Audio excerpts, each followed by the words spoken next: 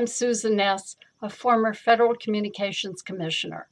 I'm affiliated with both the Atlantic Council and the Annenberg Public Policy Center at the University of Pennsylvania.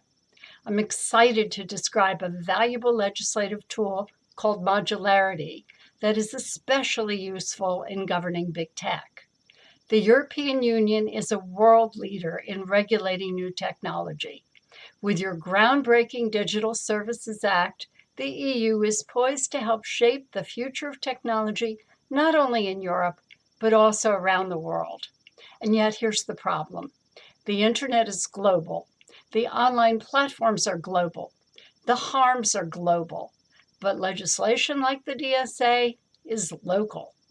Complicating matters, many countries are enacting rules to tackle the same problems as the DSA, but the requirements differ.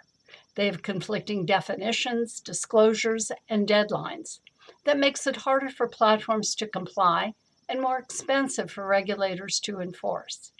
Fortunately, this is a solvable problem where, again, the EU can lead. The solution is modularity. Modularity calls for lawmakers to structure the implementation of a complex law like the DSA to include the delegation of specific functions to multi-stakeholder entities. These delegated functions are called modules. Multi-stakeholders, including civil society, industry, and academia, would design and operate these modules, working together with government oversight. How would a module work? Here's an example. Article 40 of the DSA requires very large platforms to make certain data available to vetted researchers. Instead of the Commission expending valuable resources to design and then operate a vetting process for researchers, an independent multi-stakeholder board working with EU member states could design and run a module to fulfill those functions. A modular approach has been successfully used in many other industries.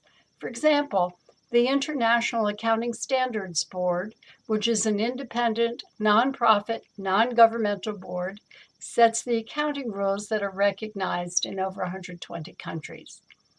Modularity offers many benefits. A modular approach could enable EU accession countries to implement important parts of the DSA without having to swallow the entire act in one gulp. Or the EU could invite participation from other like-minded countries in designing and implementing modules.